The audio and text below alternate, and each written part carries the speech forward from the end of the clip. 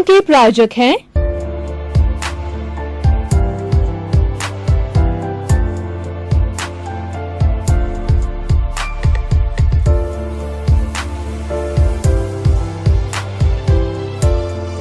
दर्शकगण, भाइयों और बहनों, मातृशक्ति को नमन।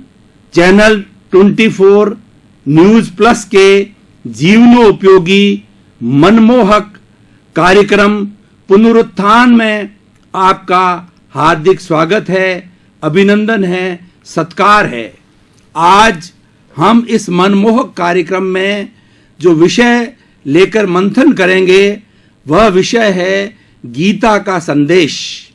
गीता एक भारत में बहुत ही प्रतिष्ठित और पूरे विश्व के अंदर प्रतिष्ठित ग्रंथ है और हिंदू धर्म का ये बहुत ही आध्यात्मिक सामाजिक ग्रंथ है।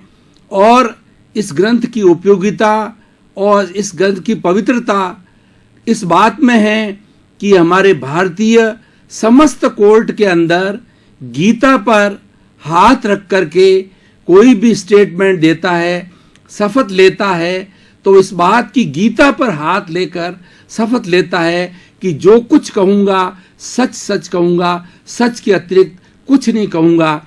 इससे हम अंदाज लगा सकते हैं कि गीता हमारी भारतीय संस्कृति का कितना पवित्र ग्रंथ है। गीता महाभारत के समय में लिखा गया था और सबसे बड़ी विशेषता की बात यह है कि गीता युद्ध के समय में लिखी गई थी। गीता में कुल 18 अध्याय है और वो 18 अध्याय 18 दिन तक युद्ध चला था। कौरवों और पांडवों के अंदर हरियाणा के कुरुक्षेत्र के मैदान के अंदर 18 दिन तक युद्ध चला था। उसकी परिणति जो है वो गीता है। और युद्ध के समय में अर्जुन जो मुख्य रूप से पांडवों की तरफ से लड़ रहा था, उसने समर्पण कर दिया कि मैं किससे युद्ध करूं। सामने मेरे जो है मेरे भाई है, भतीजे हैं, दादा है, दादी है, नाना है, तो इस तरीके से वो मेरे परिवार के सदस्य हैं। उनसे मैं कैसे युद्ध करूं, उनको कैसे मारूं। तब जो है भगवान कृष्ण जो है उसको शिक्षा देते हैं, ये तुम्हारी ड्यूटी है, ये तुम्हारा कर्तव्य है, इस कर्तव्य का निर्वाह करना है। इस तरीके से गीता लिखी गई है और गीता महाभारत के समय में लिखी गई है। तो हम थोड़ा सा पहले महाभारत के बैकग्राउंड के अंदर जाते हैं कि भगवान कृष्ण जो है वो जो है वहाँ के द्वारकाधीश कहलाते हैं। द्वारका के राजा थे और उनके बड़े भाई बलराम जी थे, यादव यदुवंशी थे। और जो जैन परंपरा के 23वें तीर्थंकर नेमिनाथ है, उनके चचेरे भाई जो है भगवान कृष्ण थे। और कुंती जो पांडवों की माता थी, वह कुंती जो कृष्ण भगवान की बुआ थी। और इधर जो कौरव है वो धृतराष्ट्र के पुत्र थे। ये 100 भाई थे। धृतराष्ट्र जो है वो बड़े थे उम्र में, लेकिन वो आंखों से अंधे थे, इसीलिए उनको राजा बनाया गया। और इन पांडु पुत्रों ने 5 पांडवों ने जो है दुर्योधन से और धृतराष्ट्र से ये कहा कि हमारा इंद्रप्रस्थ है वो हमें दे दिया जाए। हम कोई भी विवाद नहीं चाहते हैं, कोई भी लड़ाई नहीं चाहते हैं। लेकिन दुर्योधन जो है बहुत हठी था और एक कुसंगत का व्यक्ति था। और उनके देखिए उस वक्त में द्रोणाचार्य जैसे बड़े बड़े गुरु थे और विश्व पितामह जैसे उनके तो मार्गदर्शक थे, लेकिन फिर भी जो है दुर्योधन हठी, कुसंगति और वो कुलक्षणों का होने के कारण वो किसी बात के अंदर जो है वो एग्री नहीं हुआ। और उनको यहाँ तक कह दिया, भगवान कृष्ण ने जो है खूब बीच बचाव किया कि युद्ध है एक नुकसान का कार्य है। युद्ध में जन की हानि होगी, धन की हानि होगी और बहुत बड़ा ऐसा नुकसान होगा जिसकी भरपाई नहीं की जा सकती है। उन्होंने इसके बीच में बहुत मध्यस्थता की और शांति दूत बनकर के भी धृतराष्ट्र के सामने गए, दुर्योधन के सामने गए और प्रस्ताव रखा अंतिम कि जो 5 गांव जो है इन आप पांडवों को दे दीजिए, एक भाई के पास में एक एक गांव रहेगा। लेकिन उस बात को भी न माना गया, तो आखिर में कोई विकल्प नहीं था, तो ये महाभारत का युद्ध हुआ। और महाभारत का युद्ध आपको एकदम अच्छी तरह से सबको, हम भारत में रहने वाले हैं, सबको मालूम है। और उसके अंदर द्रौपदी का चीर हरण तक हुआ। द्रौपदी जो है वह इन 5 ही जो है भाइयों की पत्नी थी, और उसका एक ऐसा ही पूर्व जन्म का संयोग था कि उनके 5 पति हो गए। ऐसा कहा जाता है कि अर्जुन जो है उनको संयमवर में जीत करके जो है वो द्रौपदी को लेकर के आए थे, और 5 भाइयों के अंदर इतना प्रेम था कि वो साथ साथ रहते थे। माँ के पास में गए तो माँ कोई काम में, कुंती कोई काम में व्यस्त थी, तो वो उसका जो है कोई मतभेद नहीं था, किसी भी अपने पुत्रों पर समान प्रेम था, समान वात्सल्य था। तो वो किसी काम के अंदर व्यस्त थी तो सामने नहीं देखा।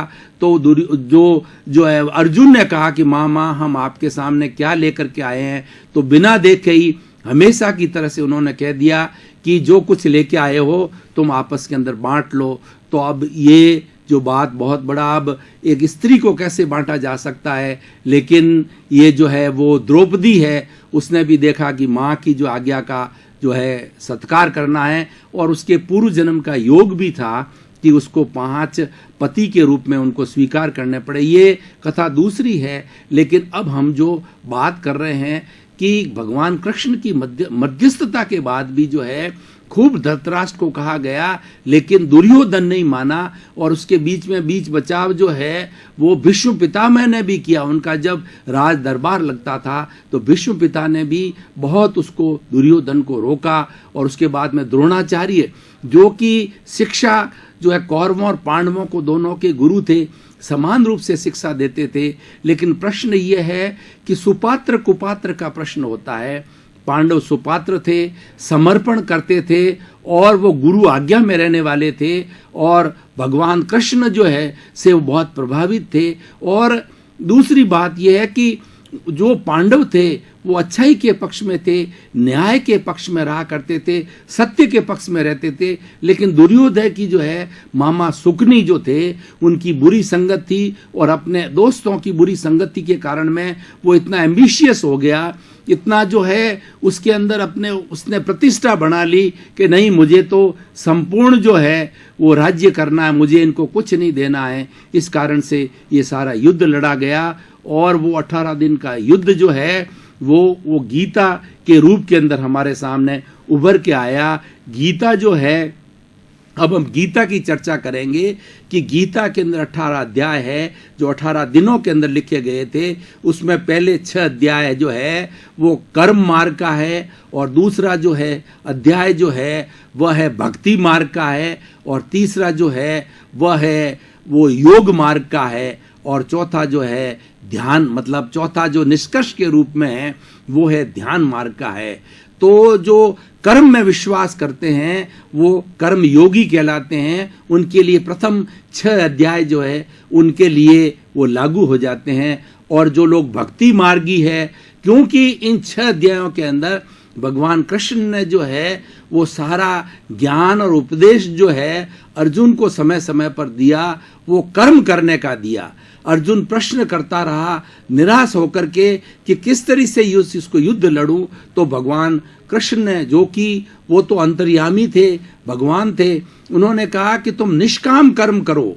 इसके अंदर सवाल जो ये है कि तुम क्षत्रिय हो, और क्षत्रिय का धर्म है कि युद्ध करना है। जब सामने युद्ध हो गया, हमने खूब प्रयास किया युद्ध रोकने का, लेकिन कोई विकल्प नहीं हुआ। सबके प्रयास के बाद भी जो है ये नियति थी, और ये महाभारत का युद्ध हुआ।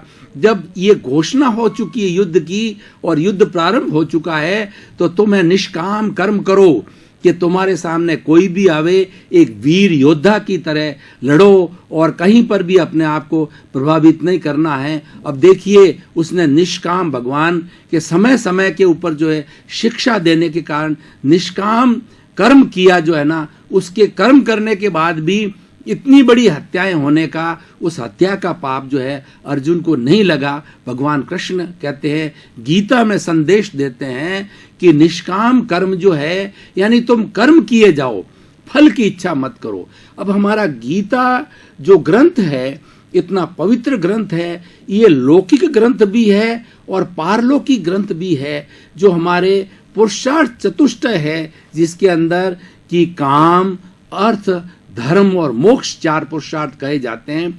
उन चारों पुरुषार्थों का जो है पूरा योग जो है हमारी गीता के अंदर आया है, उसका समाधान गीता में आया है।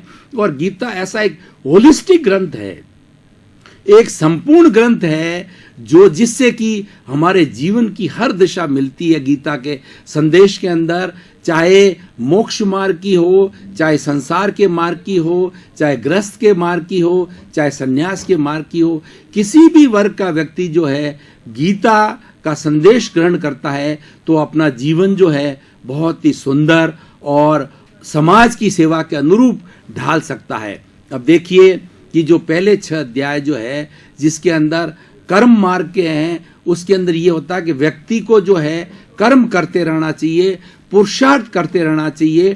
कोई भी व्यक्ति किसी भी क्षेत्र के अंदर है तो वो अपना पूरा पुरुषार्थ करे, और पुरुषार्थ सब करने के बाद भी अगर उसको फल नहीं मिलता है तो फल की इच्छा जो है नहीं की जानी चाहिए, क्योंकि फल है वो ईश्वर के अधीन है, फल है नियति के अधीन है, फल व्यवस्थित शक्ति के अधीन है। मनुष्य तो जो है एक निमित्त है, कर्ता जो है ये सारी सृष्टि है, और कर्ता है ये व्यवस्थित शक्ति है, कर्ता ईश्वर है। तो कई बार जो है कार्य करने के बाद सफलता मिलती भी है और नहीं भी मिलती है। तो गीता के 6 अध्याय ये बहुत बड़ा संदेश देते हैं कि जो भी कार्य करो उस कार्य के अंदर पूर्ण उत्साह के साथ में, अपनी पूर्ण शक्ति के साथ में, योजनाबद्ध होकर के जिस क्षेत्र के अंदर आप कार्य करते हो, चाहे आपका जुडिशरी का क्षेत्र है, चाहे आपका शिक्षा का क्षेत्र है,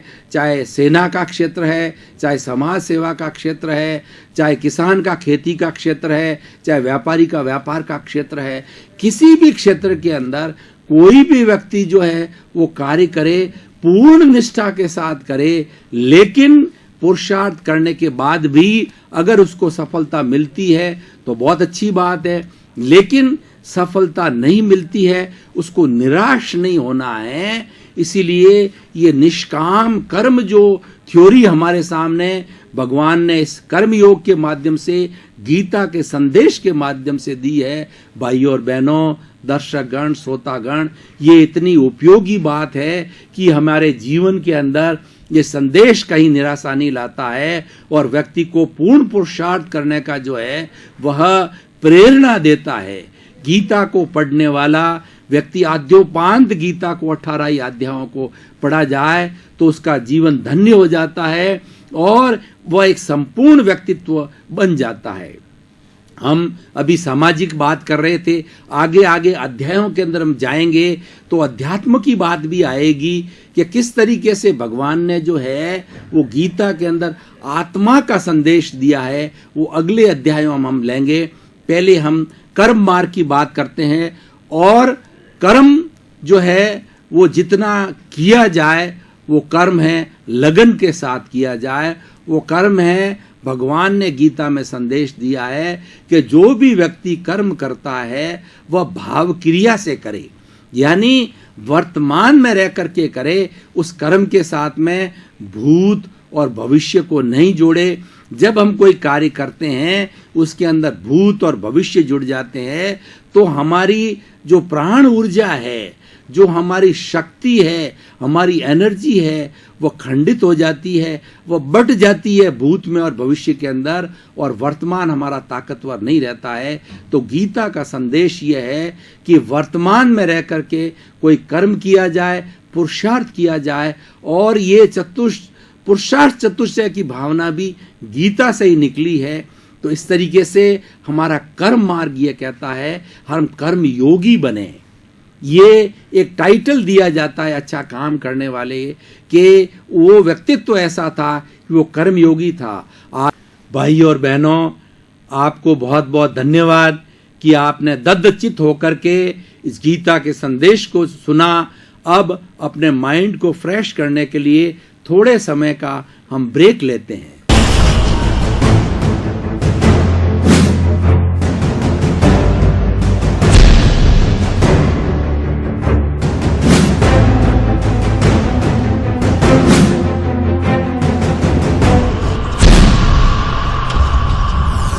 श्रोतागण, दर्शकगण, मातृशक्ति, ब्रेक के बाद में आप पुनः आए तो हम ब्रेक के बाद में हमारा जो विषय है, इस विषय के ऊपर जो है पुनः चर्चा कर रहे हैं, विषय को आगे बढ़ा रहे हैं। आज हम कह सकते हैं कि भारत का वो भाग्य है कि हमें ऐसे एक प्रधानमंत्री मिले हैं जो कि कर्मयोगी हैं।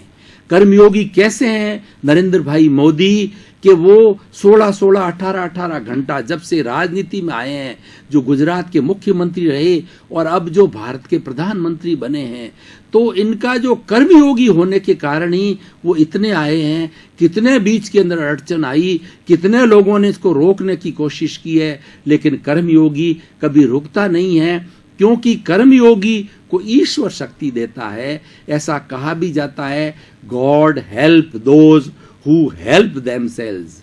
जो स्वयं अपनी मदद करते हैं, जो स्वयं आत्मशक्ति के साथ चलते हैं, आत्मविश्वास के साथ मिलते हैं, तो ईश्वर भी उसकी मदद करता है। और जिनमें आत्मविश्वास नहीं है, उसको ईश्वर भी मदद नहीं करता है। यही गीता का संदेश है कि जितना भी कार्य किया जाए पूर्ण आत्मविश्वास से किया जाए कि मैं स्वयं जो है वो ऐसी एक आत्मा मेरे भीतर विराजमान है जो पूर्ण शक्तिशाली है, वो ईश्वर का रूप है। इस तरीके से कर्म किया जाना चाहिए।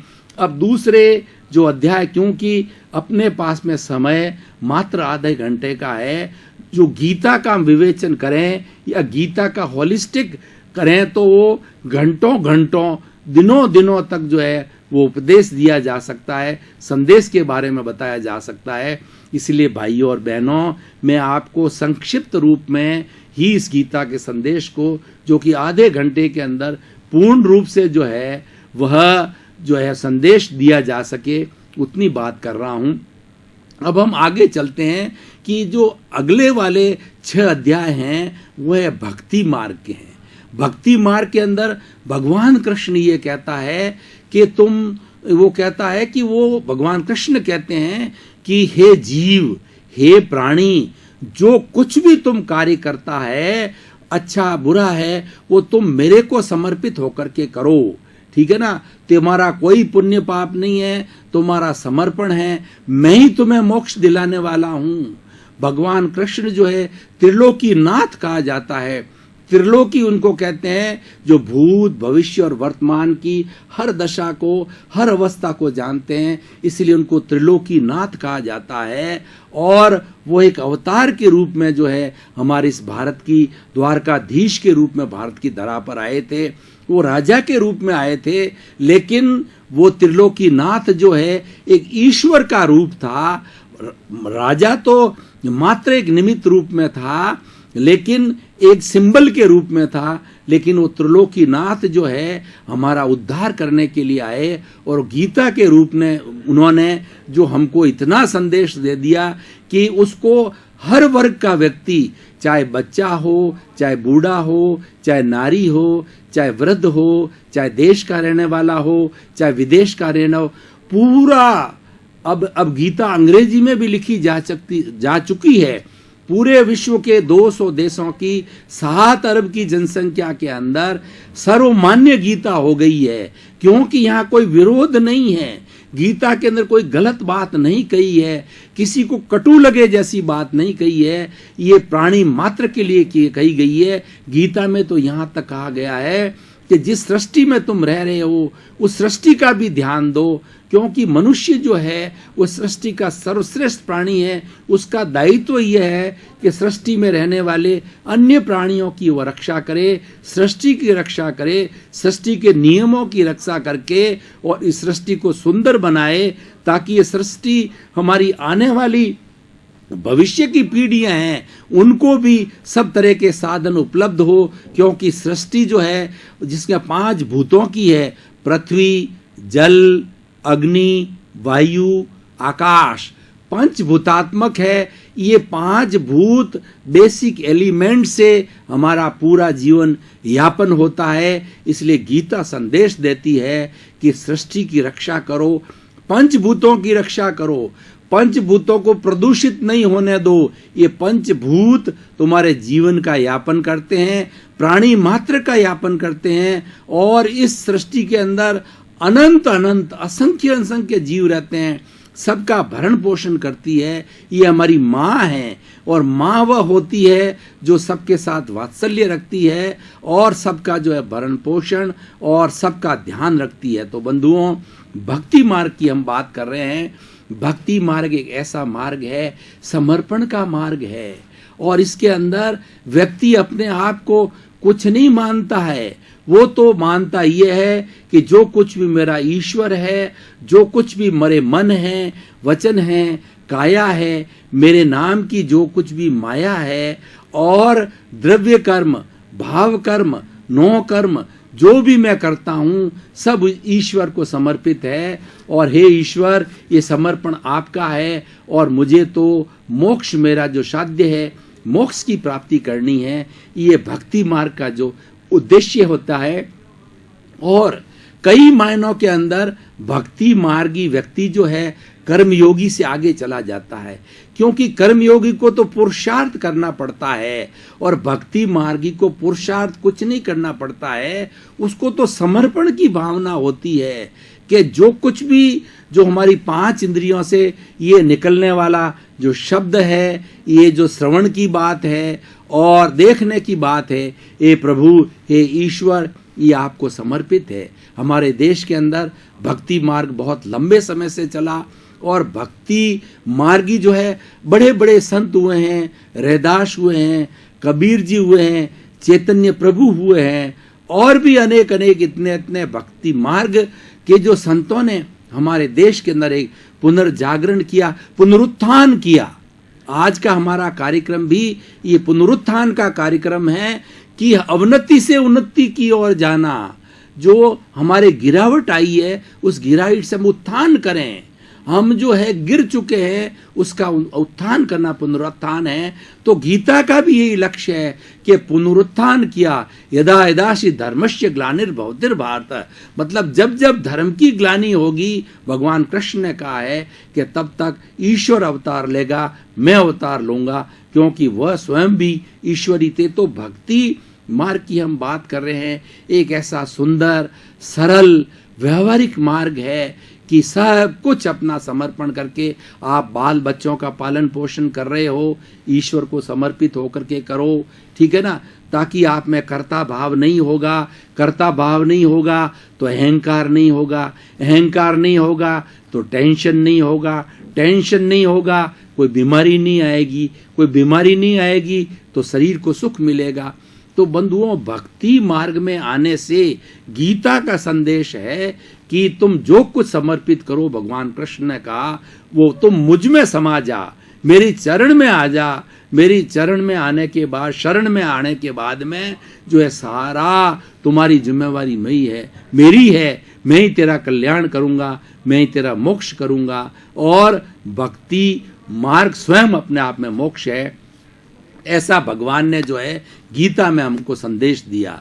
अब तीसरी जो बाकी के जो 12 और 6 18 अध्याय है, 13 से 18 जो अध्याय है वो योग मार्ग है। योग बंधुओं किसे कहते हैं? Yoga is means to unite. What to be united? Mind, body and soul unity is called yoga. योग का मतलब प्लस करना। हम जो प्लस की बात करते हैं, हम जोड़ की बात करते हैं, वो योग इनको जोड़ता है। माइंड, बॉडी एंड सोल, हमारे तीनों एक दिशा में चले, तीनों पूरक होकर के चले, ये योग की परिभाषा है। और हमारे भारत का योग आज पूरे विश्व के अंदर पॉपुलर है। हमारे महामहिम जो प्रधानमंत्री श्री नरेंद्र जी मोदी बहुत बड़े योगी हैं, और योग वो स्वयं करते हैं, योग में विश्वास करते हैं, योग का जीवन जीते हैं। और योग की फिलॉसफी जो है उन्होंने यूएनओ के अंदर समस्त विश्व के सामने रखी कि योग भारत की कृति है। और हमारा योग ऐसा है कि योग के माध्यम से जो है हम ग्रस्त से बढ़ कर के और मोक्ष की जो हमारी परम अवस्था है, जो सिद्धि की अवस्था है, हमारा पूर्ण लक्ष्य है, जो मानव जीवन का लक्ष्य, हमारी सिद्धि की अवस्था जो मोक्ष है, सब बंधनों से मुक्त होना है, वो सारा योग से किया जाता है। योग 6 अध्यायों के अंदर भगवान कृष्ण ने जो इतना बताया है कि तुम जो ध्यान करते हो वह भी एक योग है, और जितने सकारात्मक सोच है वो सारी योग है, और जितने नकारात्मक सोच है वह अयोग है, वह पाप है। इसलिए सकारात्मक सोच रखो और जितना व्यक्ति योग की और योग भगाए रोग, ऐसा कहा जाता है। आज अगर व्यक्ति योग करे तो जितने हॉस्पिटल आज भारतवर्ष के अंदर है उनको किसी चीज की आवश्यकता नहीं रहेगी।